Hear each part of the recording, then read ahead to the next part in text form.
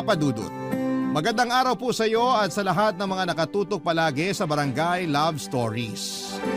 Tawagin niyo na lamang po ako sa pangalang Angie. 28 years old at taga Gordon Heights dito sa Olongapo City. Isa po akong freelance virtual assistant at meron din po akong mga racket online. 5 kaming magkakapatid. Ako ang bunso at nag-iisang babae, Papa Dudut. Dahil doon ay nasanay po akong sagana sa atensyon mula sa mga magulang namin at sa mga kapatid ko. Kaya naman aminado po ako na lumaki akong spoiled brat at sobrang hilig pumarty. Nang makatapos po ako ng pag-aaral ay bumukod na ako sa parents ko at tumira na sa bahay namin na pinapaupahan dati. Papa Dudut, nakasanayan ko po ang pagiging malapit sa mga lalaki dahil bukod sa puro mga lalaki ang mga kapatid ko, ay mas mabilis akong maging komportable sa kanila. Karamihan kasi sa mga nagiging kaibigan kong babae ay mga backstabber at puno ng inggit sa katawan, kaya nauuwi lang kami sa pag-aaway. Pero meron naman akong 2 malapit na kaibigang babae, sina Glay at Z. Okay naman kami pero isa sa mga naging problema nila sa akin ay ang pagiging taga-saloko ng mga ex nila. Halos lahat kasi ng naging ex-boyfriend nila ay naging karelasyon ko rin. Nung una kami ni Z ang nag-away at sinabihan niya ako na parang linta kung makadikit sa mga lalaki. Kapag magkakasama kasi kami ay palagi akong kinakausap ng boyfriend nila kaya nagkakasundo ko kaagad. Lalo na yung boyfriend ni Z. Ang kaso noong naging kaibigan na rin ang turing ko sa mga boyfriend niya. At lumabas na ang pagiging clingy ko ay doon na po kami nagka-problema. Sa edad ko pong ito ay marami na ako naging boyfriend pero lahat sila ay panandalian lamang. Yung pinaka-maikli ko pong relationship ay umabot lang ng 3 days. Lahat ng boyfriend ko na nakipaghiwalay sa akin ay iisa lang ang dahilan. Selos. Marami kasi talagang hindi tanggap at hindi nagugustuhan ang pagiging malapit ko sa mga lalaki. Pero hindi ko naman gustong baguhin kung ano at sino ako para lang magustuhan ako ng lahat. Papa Dudut.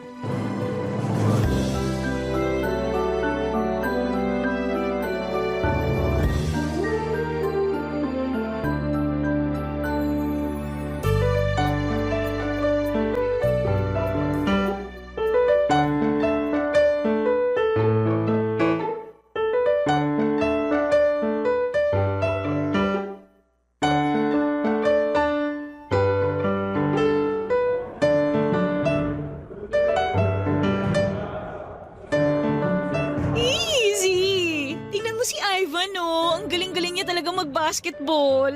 Hoy, kilala kita. Kung ano man yung iniisip mo, wag mo nang ituloy. Ex ni Glay si Ivan. Alam ko naman yon. Hindi ba pwedeng nagagapuhan lang ako sa kanya? At saka mukhang masaya siyang gawing tropa. Tropa? Sure ka bang tropa lang? Dakilang taga-salo ka nga ng mga ex, diba? Bunga nga naman neto. Kilala niyo naman ako, diba? Tsaka ano bang masama kung maging taga-salo ko ng ex? Ex na nga, diba? Hindi niyo na boyfriend. Unless lang na mahal nyo pa. Mahal o hindi, dapat hindi mo ginajowa yung mga ex namin.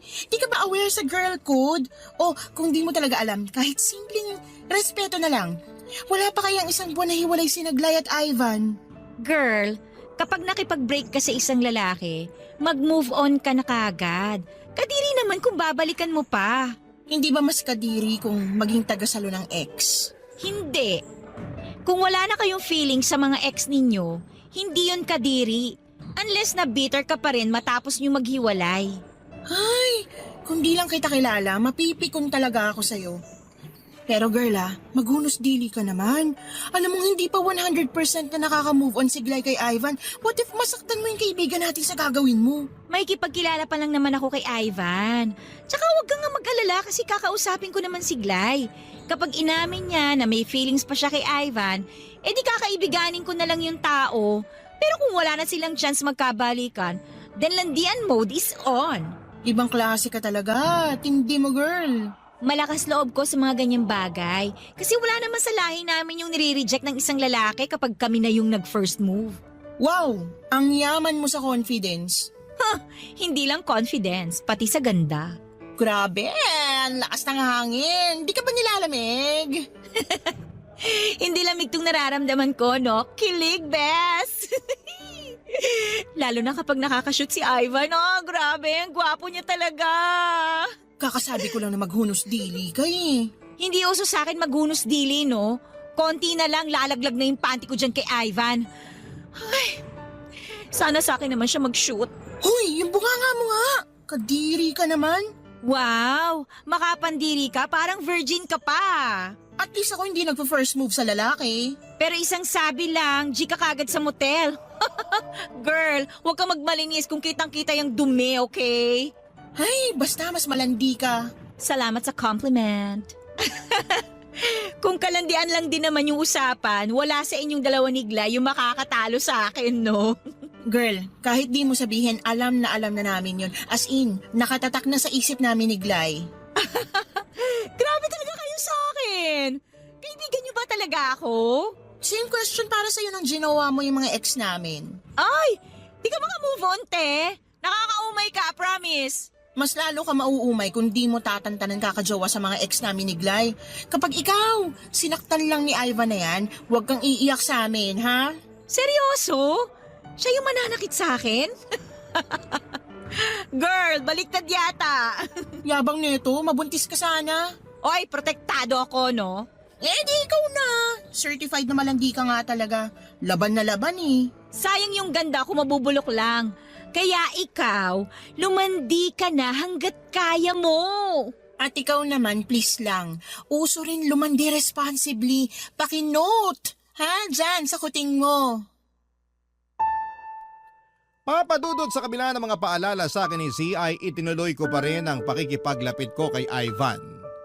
Ewan ko ba pero hindi ko talaga nakokontrol ang sarili ko kapag may natitipuhan akong lalaki. Nasa talking stage pa lamang kami noon ni Ivan ay na-fall na kaagad ako sa kanya. Alam ko naman na iisipin na naman noon ni Z at Glay na napakalandi kong babae pero sanay na ako sa mga naririnig ko mula sa kanila. Mas mahalaga sa akin na maging masaya dahil hindi ko naman alam kung hanggang kailan pa ako mag-i-exist dito sa lupa. Kaya naman kahit para sa iba ay hindi magandang tingnan ay hinayaan kong lumalim pa ang namamagitan sa amin ni Ivan.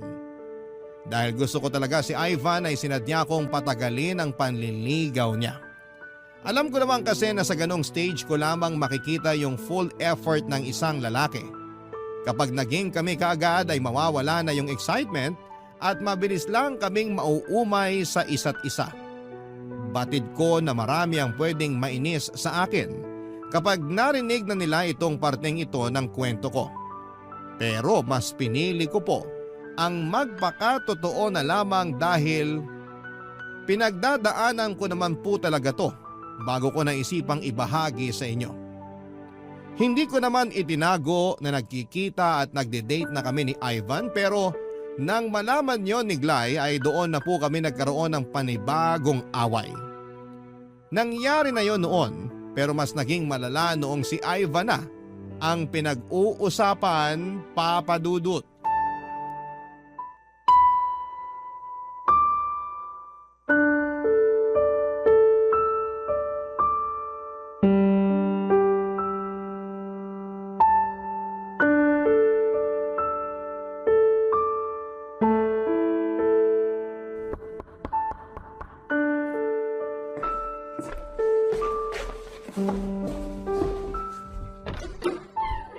Oh, Bes, napadalaw ka.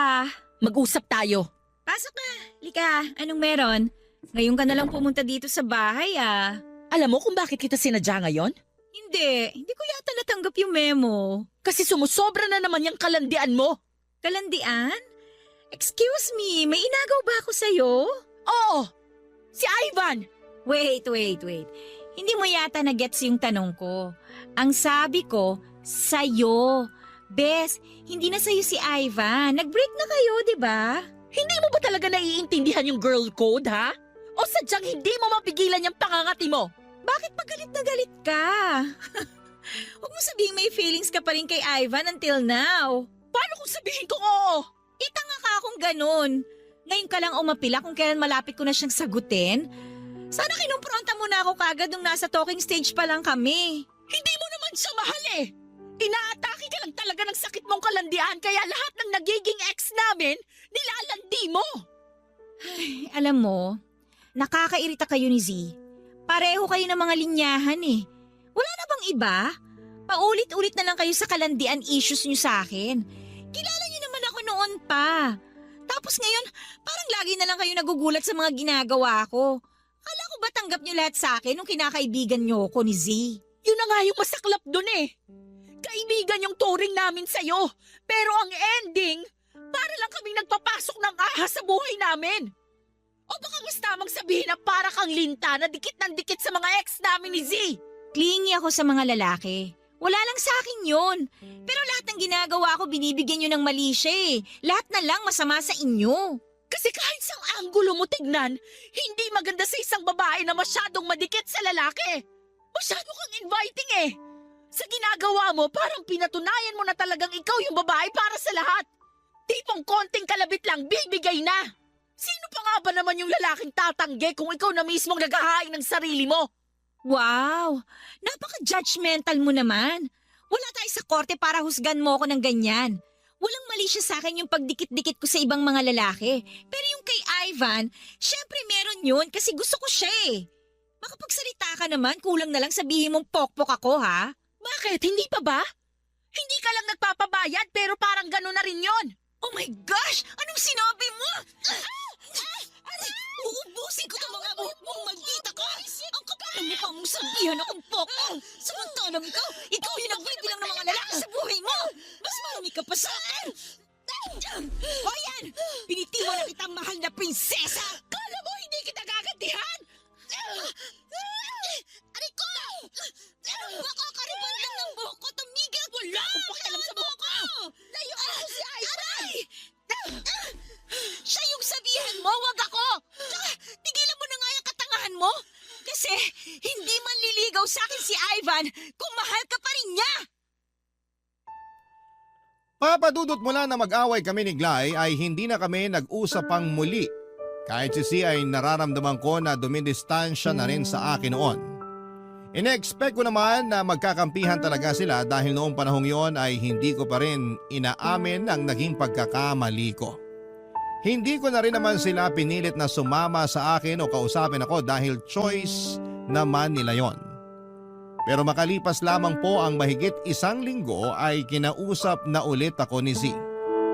Samantala'y nagpatuloy ang panliligaw ni Ivan. Kagaya ng una ay sweet siya at maasikaso. Naisip ko tuloy na baka isa yon sa mga dahilan kung bakit hindi pa rin nakaka-move on sa kanya si Glay. Hanggang isang araw ay bigla na lamang niyang sinabing hihinto na siya sa panliligaw niya. Aaminin ko na hindi ko inaasahan na mangyayari yon. Dahil buong akala ko ay okay na kami. Yun bang sigurado nang magiging kami pero nasaktan ako sa sinabi niyang hindi na niya itutuloy ang panliligaw. At ang dahilan, pareho lang din sa mga nakaraang relasyon ko. Hindi niya rin nagustuhan ang pagiging clingy ko sa mga kaibigan kong lalaki. Ipinaliwanag ko naman sa kanya na walang ibig sabihin yon, pero hindi niya ako pinaniwalaan. Barangay Love Stories. Barangay Love Stories. Nang huminto na sa panliligaw si Ivan ay humanap agad ako nang ipapalit sa kanya para hindi ako magmukhang mahina kasi nasaktan din ako sa mga nangyari. Nakipag-flirt ako sa kung sino-sinong lalaki pero tuwing inaaya na nila akong mag-date o mag-motel ay bigla na lamang akong nawawala ng gana. Hanggang sa makahanap ako ng katapat papadudot. Tawagin niyo na lamang po siya sa pangalang Niel. Isa siyang maginoo pero medyo suplado noong unang beses kaming magkita. Mas matanda po siya sa akin ng 3 taon at nagtatrabaho siya bilang internal auditor sa isang kumpanya sa Subic Bay, Freeport. Nagkakilala kami noon sa isang club. Nagkausap kami sandali at inalok ko siyang uminom Pero nasabi niyang hindi raw siya umiinom at may sinusundo lang siya roon. Nabitin ang pag-uusap namin noong gabing yon dahil hinahanap niya raw yung kapatid niyang lasing na lasing. Kaya hinayaan ko na lamang siya at hindi na nangunit pa. Pero bago niya ako iwanan sa pwesto ko ay sinubukan kong hingin ang pangalan niya sa social media o kahit number niya para magkausap pa kami ulit. Ang kaso nga lang Papa Dudut ay tinanggihan niya ako. Nagulat pa ako noon dahil first time kong maranasan na tanggihan ang isang lalaki. Siyempre napahiya ako. Hindi ko inisip pa na magkikita kaming muli. Papa Dudut, kaya ako naglasing ng gabing yon ay dahil pinag-iisipan kong kausapin kung kakausapin ko pa ba si Ivan at mag-apologize sa kanya. Obvious naman na ako yung may mali sa aming dalawa at doon na nga po ako nakapag-decide na kausapin siya. Pinuntahan ko siya sa kanila sa pagbabaka sakaling magkakaayos pa kaming dalawa, Papa Dudut.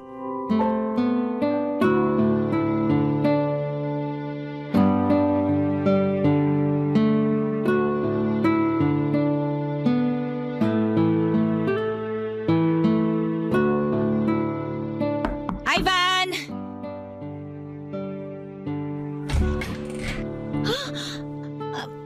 Ikaw? Anong ginagawa mo dito? Kasi dito ako nakatira. I'm sorry. Hindi ko kasi alam na sa'yo pala tong bahay na to. Akala ko kasi… Ano bang sadya mo rito? Manghihingi ka pa rin ba ng number? Wala na tayo sa bar. Hinahanap ko kasi si Ivan. Gusto ko sana siyang makausap kung okay lang. Wala pa siya rito, pero pauwi na yon. Pwede mo naman siyang hintayin dito sa loob. Ha? Hindi na. Dito na lang ako sa labas. Para ano? Magmukha akong di nagpapapasok ng bisita? Ganon ba? Sorry. Sige na nga, papasok na ako. Gusto mo ba ng maiinom? Coffee? Tea? Oh, wag na. Okay lang ako. Hihintayin ko na lang si Ivan. Mag-usap na lang tayo habang naghihintay ka. Kaano-ano mo nga pala si Ivan? Kapatid ko siya. Kuya niya ako. Talaga? Wala kasi siyang nababanggit sa akin na may kuya pala siya. Boyfriend mo na ba siya? Hindi pa. Actually, naniligaw pa lang siya sa akin pero nagkaroon kami ng problema eh. Anong problema naman yan? Nagselos kasi siya sa mga lalaking nakakasama ko. Hindi niya nagustuhan yung pagiging clingy ko sa kanila. Kaya naman pala. Pero gaya nga ng lagi kong sinasabi, wala naman sa akin yun. Walang meaning yung pagiging clingy ko sa kanila. Gaano ka ba kaklingi? Mahilig ako yumakap. Lagi ko silang inaakbayan o kaya hinahawakan. Minsan pag nagkakasarapan ng biruan, kinukurot ko nipples nila. Ginagawa mo yun? Oo. Alam ko naman na hindi magandang impression mo sa akin. Siguro, iniisip mo rin na ang landi-landi ko, no? Pero okay lang, sanay na naman ako eh. Hindi naman sa hinuhusgahan kita. Maganda rin na nagsiset ka ng boundaries pagdating sa ibang lalaki. Lalo na kung hindi mo naman boyfriend. Kahit kaibigan mo pa sila, kung may boyfriend ka na, dapat may respeto ka pa rin sa pagitan nyo. Hindi natin hawak yung isip ng ibang tao. Kaya tayo na mismo yung mag-ingat sa mga ikinikilos natin. Sorry. Wala kang kasalanan sa akin, kaya hindi ka dapat sa akin nagsosorry. O sige, kay Ivan na lang. Kaya ka ba pumunta dito para mag-sorry sa kapatid ko? Ganun na nga. Sigurado ka bang mapapatawad ka niya? Mukha namang hindi ka sincere. Judgmental ka naman?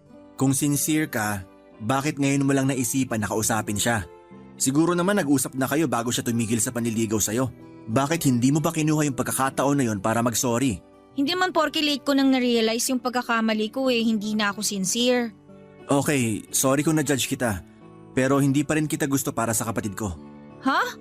Narinig mo naman yung sinabi ko. Bakit? Kapag ba sinabi mo sa kanya na hindi mo ako gusto, hindi na siya makikipag-ayos sa akin? May tiwala siya sa mga desisyon ko. May girlfriend ka ba ngayon? Bakit mo natanong? Balak mo rin bang maging clingy sa akin? Hindi kita pipigilan. Nagtanong lang naman ako. Kung gusto mo talagang malaman kung may girlfriend ako, sige, sasagutin ko yung tanong mo. Wala pa. Okay. Wala ka nang ibang itatanong? Wala na. Kung matagal pang makakabalik si Ivan, siguro babalik na lang ako.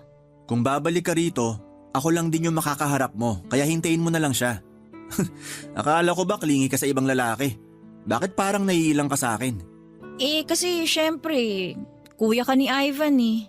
O ngayon? Di ba, sabi mo nga, mag-set ako ng boundaries. Sinisimulan ko na yun ngayon.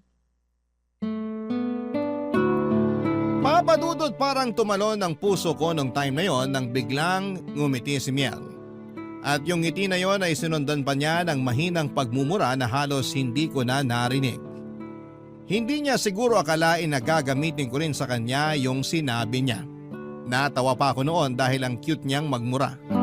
Sa itsura't galawan kasi ni Miel ay hatang may mataas siyang pinag-aralan at matino talaga siyang tao. Kaya natawa ako noong nalaman kong may ganong side din pala siya. Tungkol naman po kay Ivan ay nagkausap naman kami pero hindi naging malinaw sa akin kung may chance pa ba kaming dalawa. Pakiramdam ko tuloy noon ay kinokontrol lang ni Ivan ang nararamdaman niya para sa akin dahil kay Glay. At para malaman ko kung may feelings pa talaga siya ay naisip ko siyang pagsilosin. Linggo noon at wala akong pasok sa trabaho kaya in-invite ko si Miel na sumama sa amin ni Z sa isang resort. Pero hindi naman ako nagtagumpay sa plano ko. Isinama kasi ni Z si Glay at isinama naman ni Miel si Ivan. Kaya ang ending, nagkaroon ng pagkakataong mag-usap yung mag-ex. Ako naman ay nakipagpanisan ng laway kay Miel dahil kaming dalawa lang yung naiwan sa cottage noong time na yon. Kapag sinusubukan kong magbukas ng topic para may mapag-usapan kami, nadidistract naman ako tuwing napapansin ko yung pagtitig niya sa akin. Kaya tumatahimik na lamang ako. First time nangyari na tumiklop ako ng ganon sa isang lalaki. Kadalasan kasi ay maingay ako tuwing may kasamang lumabas. Pero iba po si Miel. Ewan ko ba kung bakit na iba ang pattern ko sa presensya niya. Matapos ang araw na yon, sa halip na magkaayos kami ni Ivan ay mas lalo naman siyang dumistansya sa akin. Sobrang lungkot ko noon dahil gets ko nang wala na kaming pag-asa. Nagbiro na lamang ako sa sarili ko na kung wala akong pag-asa sa bunso ay sa kuya niya na lamang. Sinubukan kong hanapin sa Facebook ang account ni Miel sa friend list ni Ivan para i-chat ko pero wala talaga akong plano noon na makipagmabutihan sa kanya. Lakas loob ko siyang chinat at nag-reply naman siya pero dahil alam ko naman kung anong trabaho niya, hindi ako masyadong nangulit. Trip ko lang talaga na guluhin ang buhay niya dahil masyado siyang seryoso. Hindi ko naman akalain na sa ginawa kong yon ay ako rin pala ang mahuhulog sa ginawa kong patibong papadudot.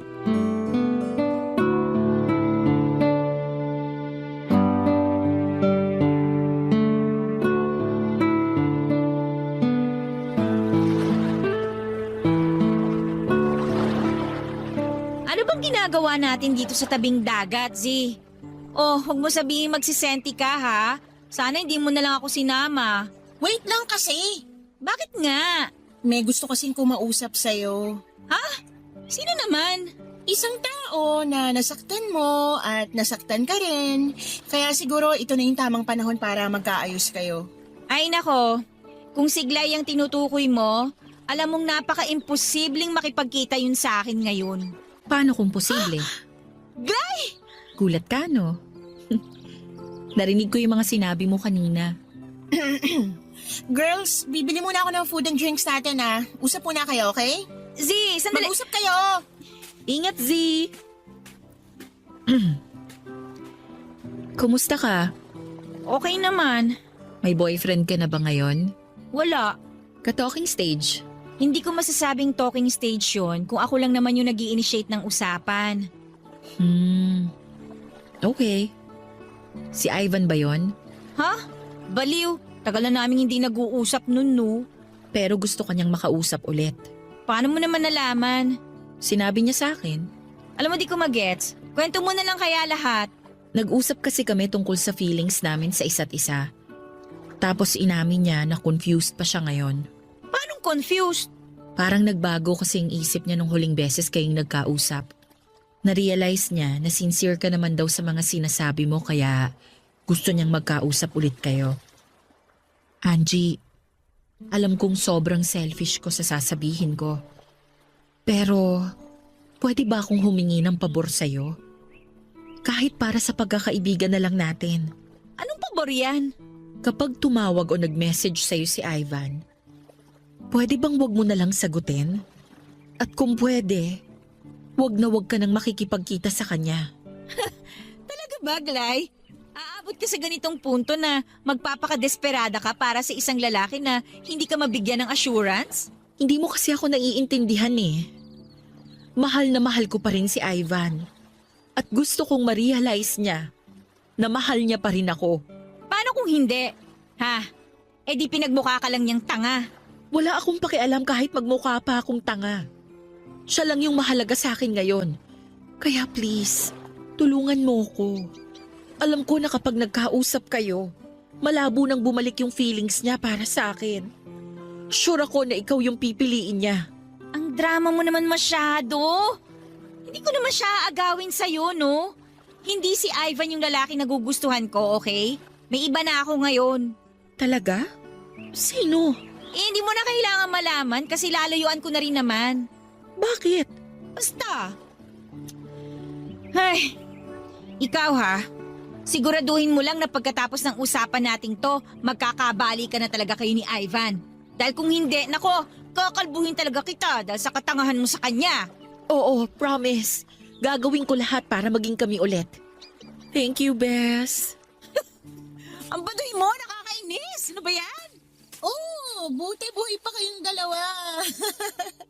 Kala ko nagsabong na naman kayo eh. Kala mo lang yun. Eto nga pala yung binili kong pagkain natin. Salamat. Ang perfect ng dating mo, Bes. Okay na kami ni Angie. Pang matagalan na ba yan?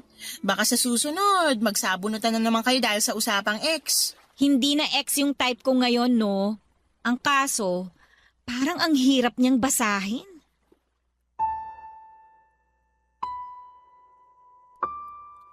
Papadudot dahil sa pakiusap sa akin ni Glay ay hindi nga ako nakipagkita kay Ivan nang i-message niya ako para makapag-usap daw kami. Hindi ko na pinansin ang messages na blinak ko na rin siya sa Facebook at Messenger.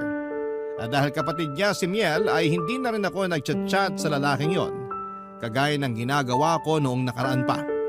Gusto ko na po kasing putulin lahat ng connection ko kay Ivan para wala nang dahilan na magkita pa ulit kami. Pagkatapos kong pagbigyan ng hiling ni Glay ay bihira na rin kaming magkita kaya hindi ko na alam kung ano nang estado ng relasyon nila ni Ivan. Si Z naman ay busy na rin sa mga ganap niya sa buhay kaya hindi na kami nakakapagkwentuhan gaya ng dati. Tuwing naaalala ko si Miel ay naaalala ko rin yung mga pagkakamaling nagawa ko.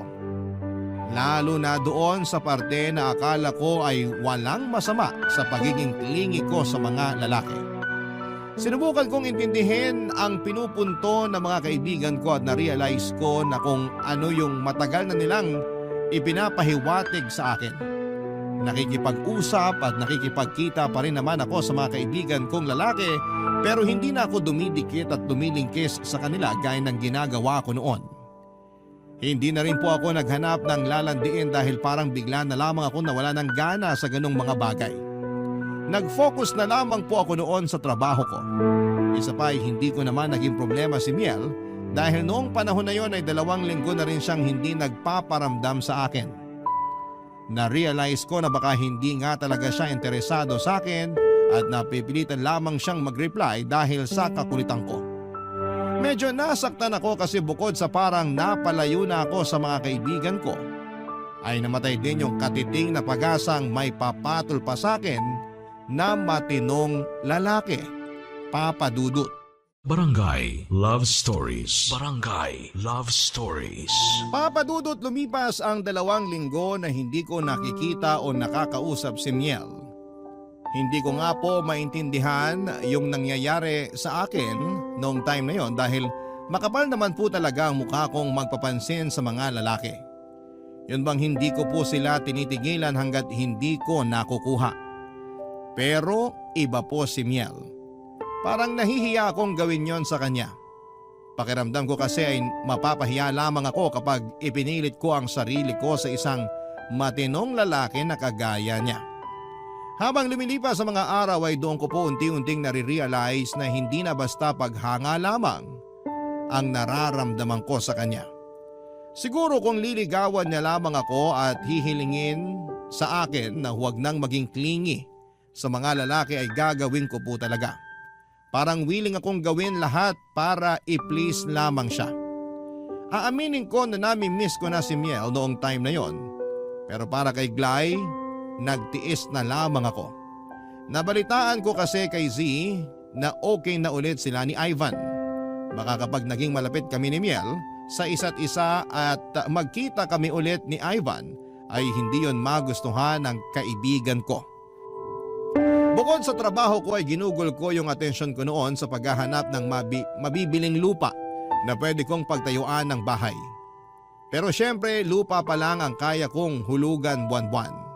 Yung para sa bahay, pinagpaplanuhan ko pa nung time na yon. Sa sobrang pagod ko nga po noon sa maghapon ay gabi na ako nakauwi.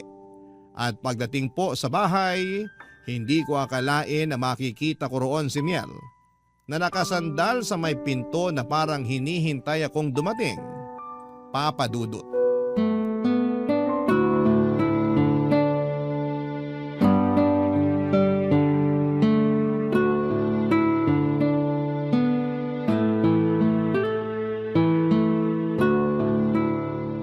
Hi, Oh, anong ginagawa mo rito? Kanina ka pa ba? medyo pero okay lang. Hinintay talaga kita para makausap. Para saan naman? Halika, pasok ka. Sa loob na tayo mag-usap. Salamat. Hindi ka na kasi nagme-message sa akin. Galit ka ba? Bakit naman ako magagalit? Baka kasi nagtampo ka nung wala akong paramdam ng 2 linggo? Bakit naman ako magtatampo? Hindi mo naman ako girlfriend. Puka. Salamat. Pero gusto ko pa rin mag-sorry. Sobrang busy ko lang talaga. Alam mo naman kapag audit season, di ba? Alam ko, kaya nga hindi na kita inabala eh. Nakakahiya rin kasi. Hindi mo naman kailangang mahiya. Okay lang naman sa akin kung magme-message ka. Magre-reply naman ako kapag may oras pa ako na magbukas Gawin mo na lang yun sa magiging girlfriend mo. Hindi ko alam kung ready na siya para sa ganon. Baka kasi kailangan muna namin na mas kilalanin pa yung isa't isa. So, may pinopormahan ka na? Oo. Maganda ba siya? Oo naman. Tsaka sweet din. Sobrang sweet. Ah, ganun? Eh bakit gusto mo pa rin na mag-message ako sa'yo? Ano yun? Kailangan mo ng reserba? Masyado kang special para maging reserba lang. Dapat nga itrato ka na parang fairy tale princess eh. Kaya kung magpapaligaw ka, piliin mo yung totoong lalaki. Yung kaya kang panindigan kahit makita pa yung mga bagay na hindi maganda sa'yo. Malabo na ako makahanap ng ganyang lalaki. Alam mo naman yung naging past ko, 'di ba? Sure ako na nakwento na yun sa'yo ni Ivan. Tingin nila sa akin, kaladkaring babae ako. Paano kung may magkagusto sa'yo na kabaliktaran ng sinasabi mong ugali mo? Sabi ko nga 'di ba, malabong mangyari yun. Never mangyayari na may magkakagusto sa akin na kagaya mo. Oh, bakit natatawa ka? Wala. Ang cute mo kasi sumagot. Ay nako, ang sabihin mo natatawa ka sa mga sagot ko. Mas natutuwa siguro. Hindi kasi ako naniniwala sa sinabi mo na walang matinong lalaki na magkakagusto sa'yo. Maniwala ka man o hindi, 1 beses pa lang ako nagka-girlfriend. Sinubukan ko namang makipaglandian noon sa ibang babae pero hindi ko kayang tagalan kaya tinigilan ko na lang. Hanggang sana sanay na lang ako na mag-isa. Mas na-enjoy ko yung ganun. Pero nagbago lahat yon nung may makulit na nag-chat sa akin. So, may iba pang nagchat-chat sa'yo bago ko. Wala. Ikaw pa lang yun ang ulit sa akin ng ganon. Sinungaling. Sa gwapo mong yan, wala pa nagme-message sa'yo? May mga nagme-message na rin naman noon pero alam ko kung paano sila patigilin. Ah, kaya pala hindi ka na nagparamdam sa akin kasi gusto mo na rin akong patigilin. Okay na. Gets ko na. Ang bilis mo namang magtampo. Sabi ko nga 'di ba, naging busy lang ako. Tsaka kung may balak akong patigilin ka, bakit kita pupuntahan ngayon dito? Ewan ko. Hindi ko alam. Nandito ako kasi namimiss kita. Marami pa akong kailangan tapusin pero hindi ko na matiis na hindi ka puntahan. Baka kasi bigla ka na lang mawalan ng gana sa akin. At ayokong mangyari yon.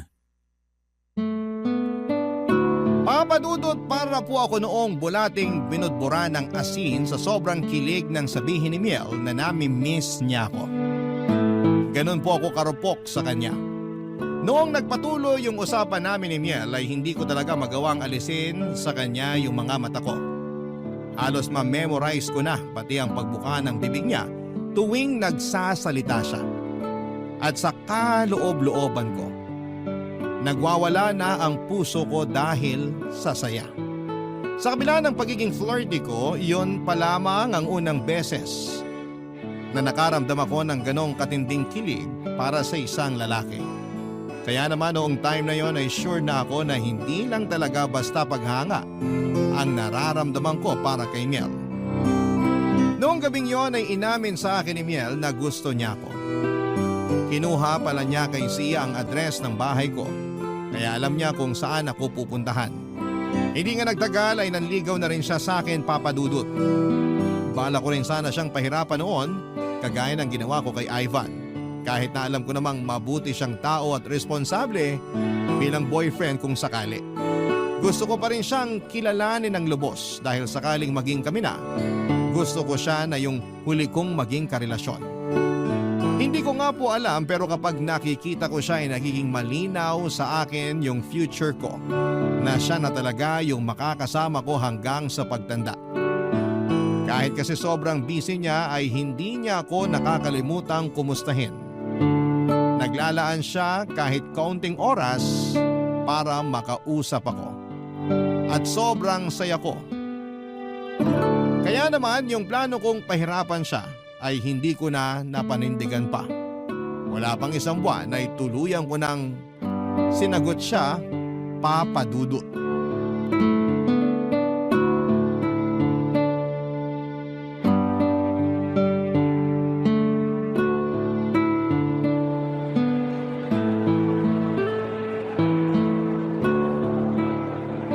Buti naman nakipagkita ka na ulit sa akin, Z.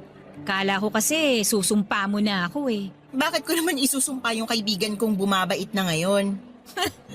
Paano mo naman nasabi? Una, yung ginawa mo para kay Glay. Tingnan mo ngayon. Sobrang saya na ng friendly natin. Okay na sila ni Ivan. Happy na siya. Ikaw ba? Kumusta ka na? Eto, flirty pa rin. Baka kailangan mo na akong i-coach eh. Sira ka talaga. Uy, Bes, wait lang ah. CR lang ako saglit. Babalik din ako. Okay, sige. Maglalakad-lakad lang ako dito.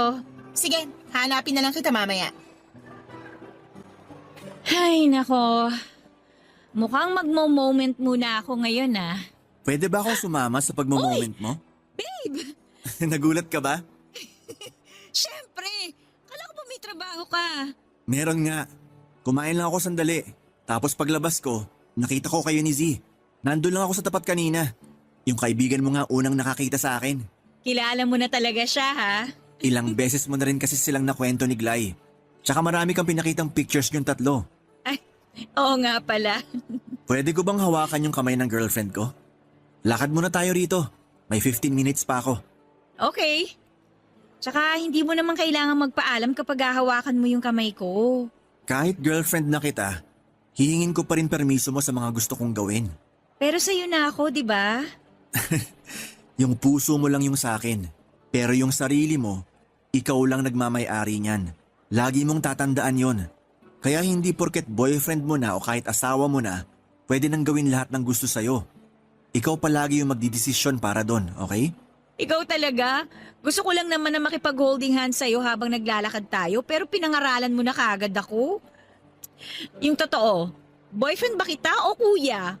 Wag mo akong tatawagin kuya, baka magwala ako. Hindi, biro lang. Pero ikaw, kung ano yung tingin mo sa akin, okay lang naman. Basta alam ko na girlfriend kita, makakatulog na ako ng mahimbing. Alam mo talaga kung paano magpakilig ng babae, no? Level 1 pa lang yun. Wow! Yumayabang ka na ngayon, ha? Kasi may ipagmamayabang na akong girlfriend. Ay nako, mas lalo naman ako. Sobrang proud ko kaya na ikaw yung boyfriend ko ngayon. Pero syempre, ayokong pagpiestahan ka ng mga kilala kong malalandi.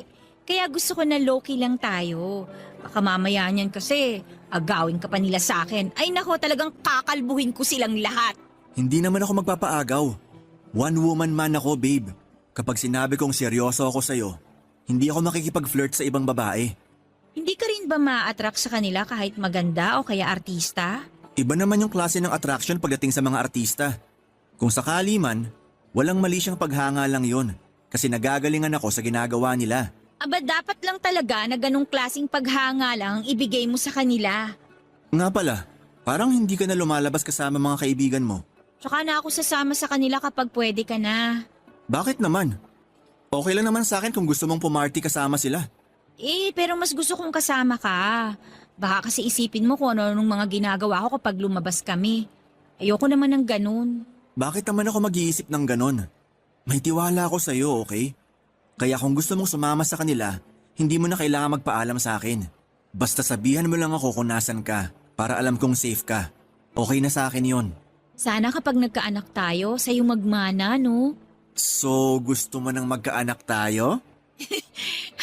Oy, hindi pa naman ngayon. Tsaka hindi pa ako handa para sa mga ganyan. Ang gusto ko lang ngayon, yung mas marami tayong oras na magkasama.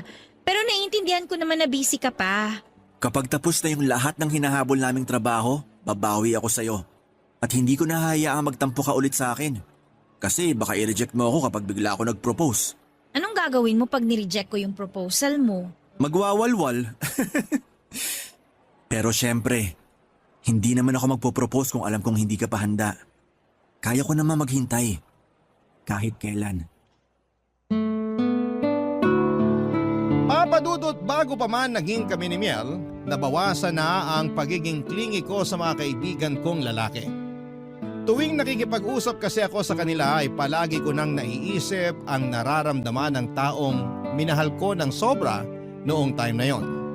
Isa pa ay na-realize ko rin na tama ang mga pangaral niya sa akin pagdating sa pakikitungo ko sa ibang lalaki. Masasabi ko na sobrang swerte ko sa kanya dahil palagi siyang bukas para unawain ako. Hindi rin po siya seloso at sobrang gaan ang pakiramdam ko sa relasyon namin. Hindi ako nasasakal dahil hinahayaan niya lamang ako na gawin lahat ng gusto ko. Pero at the same time ay natututunan kong mas maging mature sa mga ginagawa ko. Noong ipinakilala ako ni Miel sa mga magulang niya ay hindi ko inaasahang magugustuhan at matatanggap nila ako. Inudyukan pa nga nila kami na magpakasal na pero alam ko rin naman noon na marami pang pangarap si Miel na hindi pa natutupad. Kung ako naman ang tatanungin ay handa na ako ng time na yon. Sakaling hiningi ni Miel sa akin na magkaroon na kami ng anak. Sa ngayon ay engaged na kami ni Miel, nag-propose na po siya sa akin. Last month lang po, kaya naman sobrang saya ko habang sumusulat sa inyo. Sana'y maranasan din ng mga single ninyong listeners na makahanap ng matinong lalaki, kagaya ng fiancé ko. Hanggang dito na lamang po Papa Dudut at wala po akong ibang masasabi kundi ang maraming salamat dahil nabigyan po ako ng pagkakataon na maibahagi ang kwento ko sa programa ninyong nangunguna pa rin sa aming mga puso. Taos-pusong pasasalamat din po sa Barangay LS na siyang dahilan Papa Dudut. Kaya naman marami pa kaming napapakinggang mga magagandang kwento na mula sa inyo at mula sa inyong mga masusugid na mga tagapakinig. Hanggang sa muli Papa Dudut, maraming salamat again. Ang inyong forever kapuso at kabarangay, Angie. Kapag nagbigay tayo ng pagmamahal sa ibang tao ay madalas na hindi na tayo naghihintay ng kahit na anong kapalit mula sa kanila. Lalo na kung ang pagmamahal na ito ay para sa ating pamilya. Ang sulat na ating babasahin ngayon ay pinadala ng ating kabarangay na si Rina. Isang masipag at butihing kapatid at tiyahin. Nang magtrabaho sa abroad, ang kanyang kuya Ronald ay naiwan sa kanyang pangangalaga ang kanyang pamangkin na si Joy. Si Joy na nagbigay ng saya at kulay sa kanyang mundo mula nang ituring niya ito na parang anak niya na rin. Pero nang bumalik sa Pilipinas ang kanyang kapatid kasama ang bago nitong kasintahan, kinailangan niyang ibalik sa pangangalaga nito ang pamangkin niya na tinuring niya ng tunay na anak.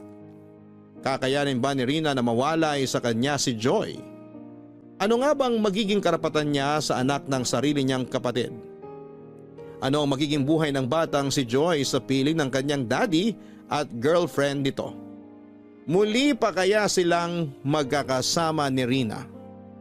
Gusto mo na bang malaman kung muli bang nagkasama sina Rina at Joy? Handa ka na bang mainis at maiyak sa kwento ng buhay niya?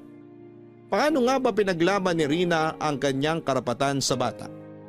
Paano niya pinili ang desisyon na gagawin niya para sa kanyang sarili? Malalaman natin ang landas na pinili niya dito sa mga kwento ng pag-ibig, buhay at pag-asa sa nangungunang Barangay Love Stories. Dear Papa Dudut, itago niyo na lamang po ako sa pangalang Rina. 37 years old, isang online seller na nakatira dito sa Bulacan. Matagal niyo na po akong avid listener at hindi pwedeng matapos ang araw ko nang wala akong napapakinggan na istorya na inyong iniere. Dahil madalas nasa bahay lamang ako. Ang pakikinig sa inyong radio station na Barangay LS 97.1 ang palaging libangan ko mula umaga hanggang gabi. At eto na nga, naisipan ko na rin pong magbahagi sa inyong programa ng kwento ng buhay ko, na sana kahit kailan ay hindi ko makakalimutan. Ang parting ito ng buhay ko, na sana ay makapagbigay din ng inspirasyon sa mga kabarangay nating nakikinig ngayon. Bata pa lamang ako nang mamatay si tatay at si nanay naman ang nawala noong nasa college na ako. Meron ako nag-iisang kapatid, si Kuya Ronald, na siyang nagtatrabaho noon para sa araw-araw na pangangailangan at pag-aaral ko. Nang makapagtapos ako at makahanap ng trabaho ay nagkaroon naman ng girlfriend si Kuya Ronald na kalaunan ay naging asawa niya. Doon din sila tumira sa bahay namin at wala naman ako naging problema dahil mabait ang hipag ko at talagang kasundo ko siya. Sobrang excited pa nga ako nang malaman ko na nagdadalang tao na siya ilang buwan pagkatapos ng naging kasal nila. Kaya lang ay pumanaw ang hipag ko pagkatapos niyang manganak. Ilang buwan din ang lumipas, tinanggap ni Kuya Ronald ang alok na trabaho sa kanya ng isang kamag-anak namin sa abroad. Kaya mula noon, ako nang nag-alagang mag-isa sa pamangking kong si Joy, Papa Dudut.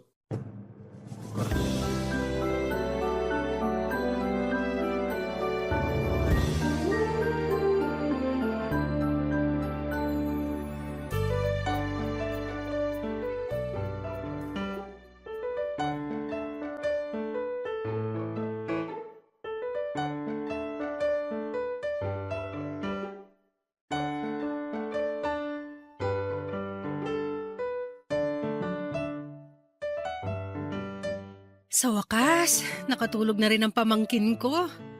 Ano kayang pwedeng maluto para sa merienda namin mamaya? Siguro pancake na lang na may strawberry syrup kasi favorite niya yun. Sige, yun na lang iluluto ko Besh? mamaya. Besh, andyan ka Ano ba? ba naman to si Josh? Besh! Ganitong oras talaga ng siesta kung pumunta Besh, dito sa bahay. Alam kong nandyan ka sa Ang loob. lakas pa ng boses. Buksan mo na tong door. Pagbuksan ko na nga ng pinto at baka magising pa si Joy. Nasusunog na yung beauty ko. Please! Sino ba naman kasing may sabi na pumunta ka ng ganitong oras dito sa bahay ko? Ay, finally, binuksan na rin ng mahal na Reyna ang pintuan ng kanyang palasyo. Ay, hindi pala mahal na Reyna kasi wala pa nga palang hari na kasama dito sa bahay. Che, pumasok ka na nga bago ka pa matusta dyan kasi ang taas ng araw oh. Sa true yan. Kaya nga ilang patong ng sunscreen ang nilagay ko sa balat ko bago ako lumabas ng bahay namin kanina. Tara muna dun sa kusina kasi pe-prepare ko yung mga gagamitin ko na pangluto ng pancake. Pero hinaan mo yung boses mo ha. Bakit naman? Baka kasi nakakalimutan mo na Sabado ngayon at oras ng siesta kaya tulog ngayon ang pamangkin ko. Oo nga. Wala nga pala siyang pasok ngayon. May itlog pa naman ako dito, butter tsaka harina at meron pang laman tong bote ng strawberry syrup. Kasya na to para sa merienda namin mamaya. Napakasipag naman talaga ng besh ko. Pwedeng-pwede nang tumanggap ng bagong applicant para sa magiging king of her life. Anong applicant yung sinasabi mo, Besh? At saka bakit pala nandito ka? Kasi yayayain sana kita umalis para Ay, sa... sorry. Wala akong oras para dyan. Hindi ako pwedeng umalis ng bahay kasi walang kasama si Joy dito. Pwede mo namang isama yung pamangkin mo? Hindi nga pwede ngayon, Besh. May drama sa TV mamaya na sabay naming inaabangan at pinapanood kapag ganitong araw. Hindi pa naman kasi ngayon, kaya pumayag ka na lang. Umuo ka na lang, please. Teka, saan at kailan ba yung tinutukoy mo na lakad? Bukas pa naman to ng umaga, doon sa bahay ng office mate ko. Malapit lang yun dito. Tsaka magdadala naman ako ng kotse, kaya sabay-sabay na tayo. Birthday kasi ng pamangkin niya, 12 years old na. Pwede mo rin isama si Joy. Bakit naman kami pupunta doon? Eh, hindi naman kilala ni Joy yung birthday celebrant. Pero kilala ka ng office mate ko. At paano niya naman ako nakilala? Nakita niya kasi yung picture natin sa Facebook ko. Tapos tinanong niya kung may boyfriend ka na. Ang sabi ko, wala pa. Crush na crush ka raw niya. Nabanggit pa niya sa akin na 1 linggo na raw inamag yung friend request niya sa'yo. Hanggang ngayon, hindi mo pa rin daw ina-accept. Besh, alam mo naman na hindi ako basta-basta nag-a-accept ng mga friend request. Wala pa nga yatang 500 yung friends ko ron tapos idadagdag ko pa yung kaopisina mo na hindi ko namang kilala. Kaya nga isasama kita sa birthday party ng pamangkin niya para makilala mo na siya. Ang tagal niya na rin kasi akong kinukulit tungkol sa'yo. Syempre, nasabi ko sa kanya na hindi ka pwede basta umalis ng bahay kasi nga wala magbabantay kay Joy. Kaya sa tingin ko, this is the only chance para magkakilala na kayo. Tapos malay mo, magkasundo kayo, di ba? Magkaroon na ng new friend si Joy. Tapos new love life naman yung tita niya. So everybody happy! Ano everybody happy? At talagang ginamit mo pa ang pamangkin ko para lang magkaroon ka ng dahilan na makilala ko yung office mate mo. Alam ko kasi na bagay kayong dalawa. Kaya ayokong sayangin yung pagkakataon na to. Promise, super duper bonggang guwapings tong nirereto ko sa'yo. Sorry pero hindi ako interesado talaga. Magsisimba kami bukas ng umaga ni Joy. Pagkatapos, bibili kami ng bagong sapatos niya kasi may sira na yung ginagamit niya ngayon sa school. Plano ko rin na manood kami ng sine kaya wala na kaming oras na pumunta sa birthday party. Sa susunod na lang kapag wala kaming ibang nakaplanong lakad ni Joy. Papadudot ng ipinagbuntis pa lamang ng hipag ko si Joy ay sobrang excited na ako na makapanganak siya. Napakarami ko ng plano para sa bata na para bang ako yung nanay niya. Natatawa na nga sa akin si Kuya Ronald at ang asawa niya kapag naririnig ang mga plano ko para sa pamangkin ko. Kung saan ko ito plano na pabinyagan, saan gaganapin ang first birthday party niya, kung saan mag-i-enroll kapag nag-aaral na, at kung ano-ano pang plano. At sobrang natuwa ako nang pumayag sila na Joy ang ipangalan sa pamangkin ko. Gustong-gusto ko talaga ang pangalan na yon kasi naniniwala ako na siya ang magbibigay ng kulay at saya sa buhay at bahay namin. Nangako din ako noon sa hipag ko na tutulungan ko siya sa lahat ng bagay pagdating sa anak niya. Kahit na hindi niya kailangan ng tulong ko, hindi ako mawawala sa tabi nila. Sa tabi nila ni Kuya Ronald. Ang hindi ko lang inaasahan noon, siya pala ang maagang mawawala sa buhay namin. Kaya mula nang pumanaw ang hipag ko at mahawakan ko ang pamangking kong si Joy, nangako ako na gagawin ko ang lahat para mapunan ang pagmamahal na hindi na maibibigay ng tunay niyang ina, Papa Dudut.